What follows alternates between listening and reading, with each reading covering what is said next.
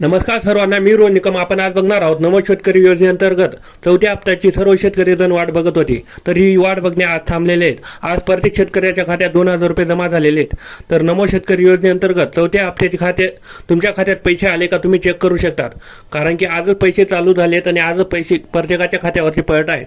तर खूप शेतकऱ्यांच्या खात्यावरती हे पैसे आलेले आहेत. तरी तुम्ही लाईव्ह व्हिडिओ बघू शकतात. मुख्यमंत्र्यांनी आज स्वतः कार्यक्रमात लाईव्ह उद्घाटन केलेले आहे पैसे देण्याचे.